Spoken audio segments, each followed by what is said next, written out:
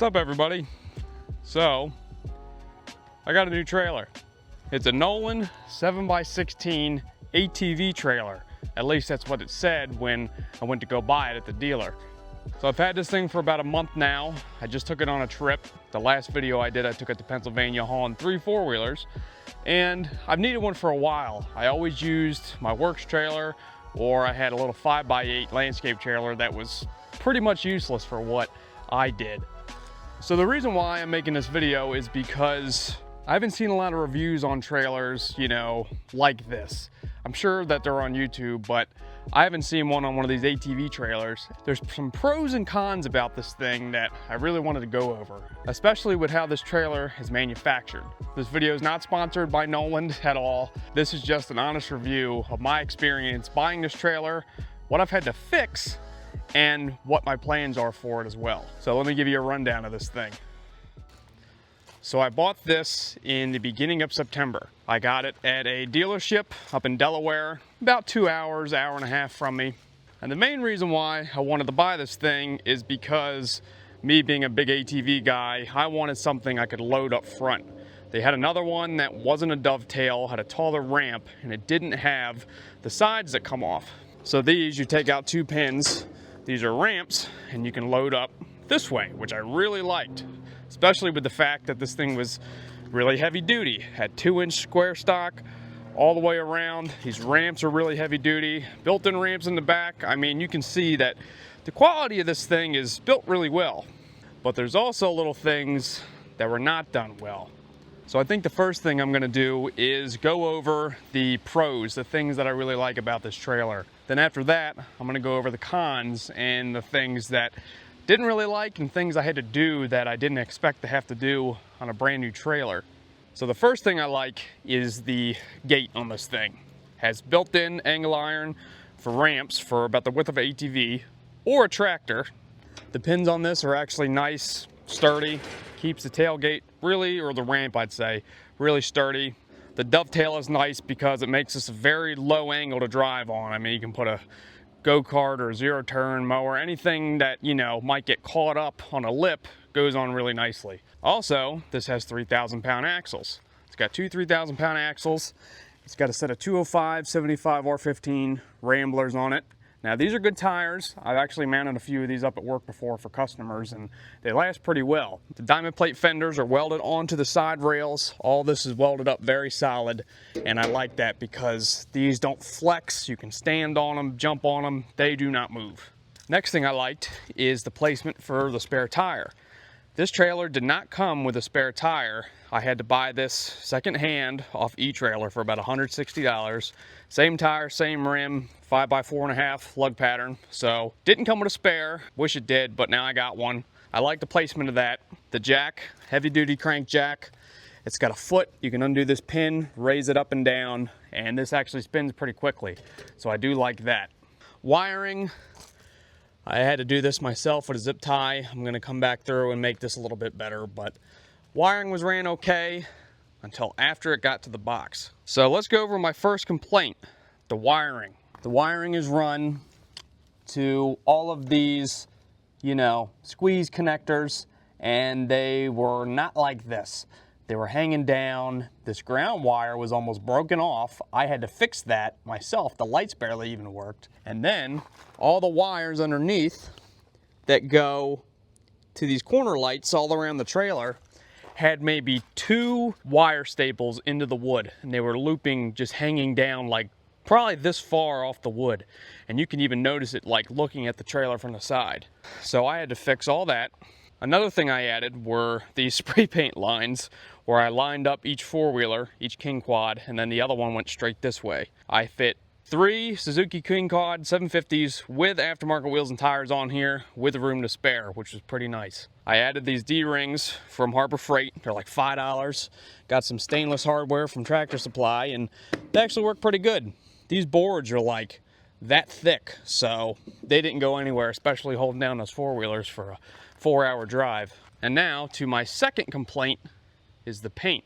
Usually when you're looking at a trailer, you think all of them are going to be painted up perfectly when they're on the assembly line, and usually that's not the case. There's a mark here, there's an entire spot over here that's completely missed.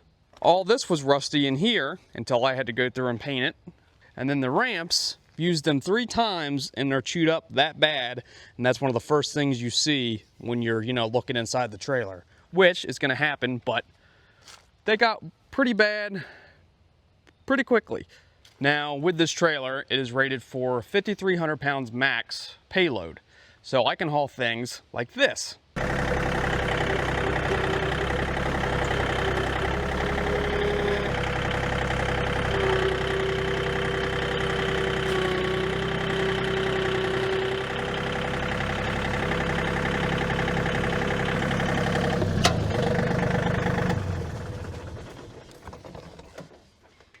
So this tractor is a John Deere 3203. It weighs roughly 27 to 2,800 pounds. And then when you have the loader on it and the weight in the back, you're looking around 3,200 to 3,300 pounds. So this is more than capable of fitting and riding on this trailer without any problems. And then also the 3 king quads I had, all 3 of them weigh about 2,200 pounds or 2,100 pounds altogether combined weight. I towed this thing all the way to famous Reading, Pennsylvania for the first time, and it hauled great. No sway. I had 2 4-wheelers sideways up front. My truck barely even squatted. I really like the placement of these axles, how far back they are. It's just the perfect, trailer for loading things like that. Also, this is my first time buying a trailer of this size. I've had little landscape trailers. I've never had a car trailer before. I've only used one at work. And I've pulled with trailers my whole life, but I've never personally owned one until now. You might be wondering, well, Zach, why did you, buy this thing when you're already listing off a bunch of things you had to fix? Well, I can fix these things if I have to. I don't mind adding some paint. I don't mind fixing wires, Now, there's another thing that really kind of upset me with buying this trailer, but things like this happen. So the thing that kind of upset me was when I bought this trailer about 2 months ago. Of course, when you buy something new, you think, oh, it's new. Everything's gonna be great, it's gonna work like it should. Well, that wasn't the case. I got home with it and my girlfriend got out of the truck and she was like, I smell a weird smell. And the second I smelled it, I knew it was like a brake smell. Like when a caliper locks up or something like that, immediately I could tell it was brakes dragging. So I was like, well, that sucks. Maybe it's something with the wires because I noticed some were hanging down and all. Wasn't the wiring. The brake shoes on the right-hand side were not adjusted correctly. They were adjusted so far in it when I pushed the brake and they went out, they got stuck. So I ended up calling the dealer after driving it again and verifying, yeah, they are getting really hot and they shouldn't be like that. So they said the only way for them to be able to fix it was to bring it back. I was like, well, it's gonna be a week, I'm busy, and it's gonna suck having to go all the way back to where I got it from, but I did it, they fixed it, and they said that from Nolan, not the dealership I got it from, they're like a mom and pop dealership and they sell lawnmowers and trailers and stuff. They told me that Nolan, I guess, didn't have these adjusted all the way when it was sent from their factory. So they went through both sides, they had to resurface the drums on the right hand side and then reuse the shoes. They cleaned them up, they weren't that bad because it didn't really get that hot that fast. So they fixed that. The next weekend I came and picked it back up. They didn't charge me, which thank you for that. And I brought her back home, and ever since, they've been fine. But taking this to Pennsylvania, it hauled great. The placement of the 4-wheelers on here, everything was great. The brakes never messed up again. So I know that they're fixed. I tested all the wires again with a voltmeter.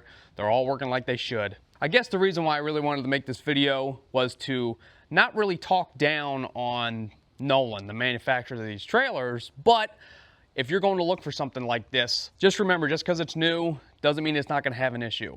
Like the paint not being done, or the wiring, or the brakes locking up. So the paint is one thing that's really easy to fix. Hit it with a spray can and you're good. It's just a trailer. The wiring hanging down and having to do some connectors, whoever did it on the assembly line, they might have been sleepy that day, I don't know. But like I said, I wanted to make this video to not deter you from getting this brand. I really like this trailer and I really like the setup. This tractor fits on here great. It's rated for over 5,000 pounds, which is awesome. I could put a small car on it if I wanted to, or a small pickup. I'm very happy with this trailer. This trailer is awesome. I'm really glad that I got it. And you're probably wondering what I paid. I paid $3,800 for this trailer, and I put down $2,000 in cash after selling some of my tractors, and then the other $1,800 I went through their financing program with 0% interest. So if you do look for one of these things, something like this is going to run you around $4,000. And that's not a bad deal, especially for how much this can haul and how heavy duty it is. This thing is built very, very well underneath. The welds aren't that questionable. They all connect. There's no like splatter bubbles or nothing that I could find. So I'm pretty happy with that as well. So Nolan, if you are watching this, your trailers are great. Just check the wiring and the paint before you ship all these things out. I don't know how many you make a day, but you know. I'm curious if any of you guys have had this problem with a trailer or anything you bought brand new and it already had issues. Other than that, all the issues are fixed. I got some paint I'm gonna touch up, and then that's about it. I'm gonna make sure this thing stays greased, keep the leaves and pine needles and everything off of it. I'm gonna use this thing when I need it, and so far, it's been great. So, I know this video was a lot of talking, but that was the whole point, was to show off what I got, talk about the pros and cons and the things I had to fix. And then hopefully if you're in the market for something similar, this video might be a deter for you to either buy it or not buy it. Thanks again for listening to me ramble on. Now I gotta unload this thing and go do something else.